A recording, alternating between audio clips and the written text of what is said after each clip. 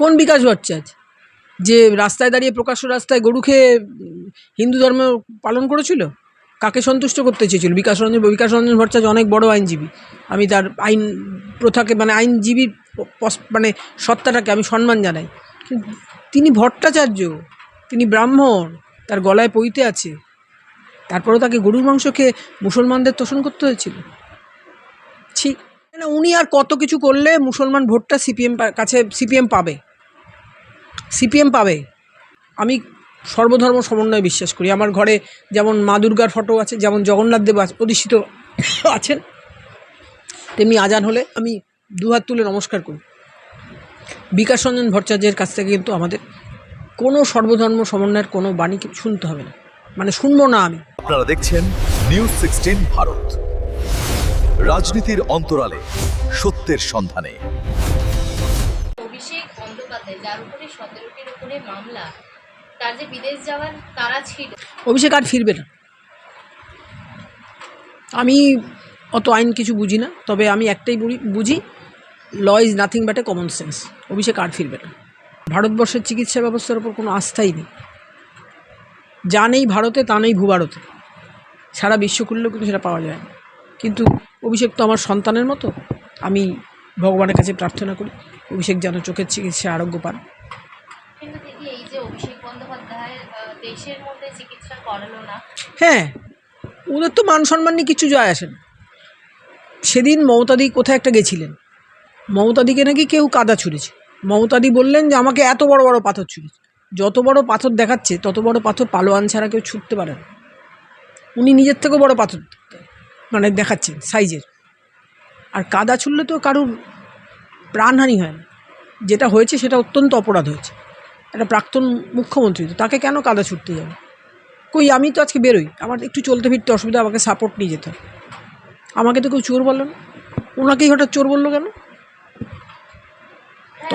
তবে যেটা হয়েছে সেটা একদম ঠিক হয়। একজন প্রাক্তন মুখ্যমন্ত্রীকে তাকে তো কাদা ছোড়াটাও ঠিক নয়, অসম্মান করাটাও ঠিক নয়। অভিষেক বন্দ্যোপাধ্যায় চলে গেলেন, যদি না ফেরে এর দায় কে নেবে? সেটা বলতে পারবো। কিন্তু বিচার ব্যবস্থার উপর, আমি তো সাধারণ মানুষ, আমরা তো বিচার ব্যবস্থার উপরই আস্থা রাখবো।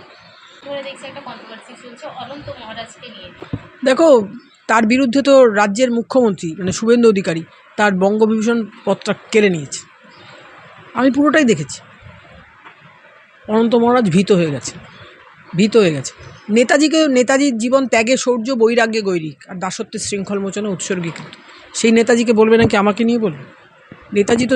নেতাজি আমি তোমরা আসার আগে পর্যন্ত আমি প্রত্যেকটা মুহূর্তে আমি তোমার দাদাকে বলি, দাদাই বলো বা জামাইবাবুই বলো, আমি তোমার দাদাকে বা জামাইবাবুকে বলি আমাকে একটু খবরটা শুনতে দাও, আমি খবর একটু আপ টু ডেট থাকি, আমি খবরটা দেখি। অনন্ত মহারাজের তো বঙ্গবিভূষণ পদটা কেড়ে নেওয়া হয়েছে। অনন্ত মহারাজকে আমি এখন টিভিতে দেখি, অনন্ত মহারাজকে আমি দেখিনি কোনোদিন, নাম শুনেছি। কে যে ওনাকে বঙ্গবিভূষণ, নিশ্চয়ই হ্যাঁ বুঝতে পেরেছি, কিন্তু বঙ্গবিভূষণ পদটা কেড়ে দিতে কয়েক সেকেন্ড লাগে, কাটতে 1 সেকেন্ডও লাগে।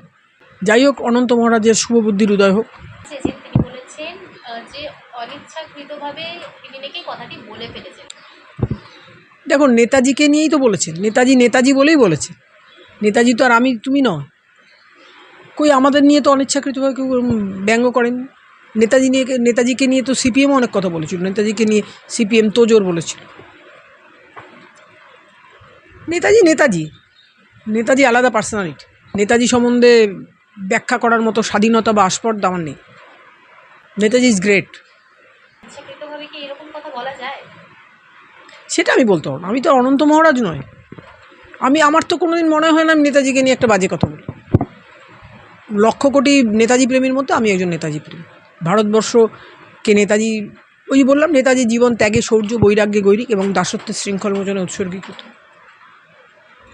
একাডেমি অফ ফাইন আর্টস, যেটার সাদা রং গেরুয়া রং নিয়ে যেটা বিতর্ক চলছে, সেই কোন বিকাশ ভট্টাচার্য যে রাস্তায় দাঁড়িয়ে প্রকাশ্য রাস্তায় গরু খেয়ে হিন্দু ধর্ম পালন করেছিল? কাকে সন্তুষ্ট করতে চেয়েছিল? বিকাশ রঞ্জন ভট্টাচার্য অনেক বড় আইনজীবী।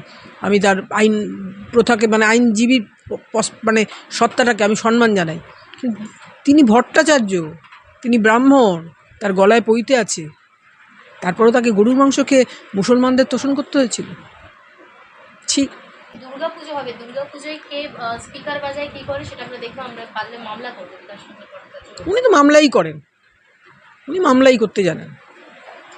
আমি বিকাশ রঞ্জন ভট্টাচার্য খুব ভালোভাবে জানি, খুব ভালোভাবে জানি। আমি যখন ডেপুটি স্পিকার ছিলাম তখন অরুণাভ ঘোষ না কাকে যেন আমি ওই কিসে দেখেছিলাম, মানে কল করেছিলাম। আমি ডেপুটি স্পিকার তো প্রিভিলেজ কমিটিতে, অরুণাভ ঘোষ তখন বিকাশ রঞ্জন ভট্টাচার্যকে সঙ্গে নিয়ে এসেছিলেন। আমি খুব ভালোভাবে জানি, মিষ্টি মিষ্টি কথা বলেন, চিবিয়ে চিবিয়ে।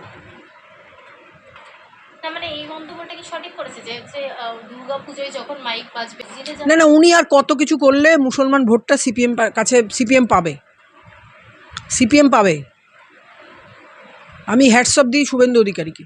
আমি সর্বধর্ম সমন্বয়ে বিশ্বাস করি। আমার ঘরে যেমন মা দুর্গার ফটো আছে, যেমন জগন্নাথ দেব প্রতিষ্ঠিত আছেন, তেমনি আজান হলে আমি দুহাত তুলে নমস্কার করি। বিকাশ রঞ্জন ভট্টাচার্যের কাছ থেকে কিন্তু আমাদের কোনো সর্বধর্ম সমন্বয়ের কোনো বাণী শুনতে হবে না, মানে শুনবো না। আমি মাদ্রাসায় বন্দে মাতরম গাইতে সমস্যাটা কোথায়? বিকাশ রঞ্জন ভট্টাচার্য সেই নিয়ে মামলা করছে। কি বলবো বলো, তুমি এমন এক একজন লোকের সম্বন্ধে প্রশ্ন করছো যাদের সম্বন্ধে বলতে আমার নিজের রুচিতে বাধে। বিকাশ রঞ্জন ভট্টাচার্য একজন বড় আইনজ্ঞ, তার আইনগত সত্তাটাকে আমি ছোট করছি না, কিন্তু যে প্রকাশ্য রাস্তায় ভট্টাচার্য পদবি থাকা সত্ত্বেও যে প্রকাশ্য রাস্তায় গরুর মাংস খান, সেই মানুষটাকে আমি শ্রদ্ধা কেন একটু সম্মানও জানাতে পারি। খ্রিস্টান স্কুলে তো তাদের বয়স্কেও গান গাওয়ানো হয়, তখন তো নানা ধর্মের ছেলেমেয়েরাই থাকে, সেগুলো নিয়ে কোনো অবজেকশন নেই, তাহলে বন্দে মাতরম নিয়ে কেন অবজেকশন? ওই বিকাশবাবুকে প্রমাণ করতে হবে তো উনি কত বেশি মুসলমান তোষণ করেন। উনি তো মমতা ব্যানার্জি ছোট ভাই, উনি মুসলমান তোষণ না করলে আর কে করবে? মানে কি মুসলমানদের উস্কানোর জন্য? না না, বিকাশবাবু তো 34 বছর বিকাশবাবুদের আমরা ক্ষমতা দিয়েছিলাম। বিকাশবাবুরা তো এই বাংলাটাকে শেষ করার মূলে বিকাশবাবু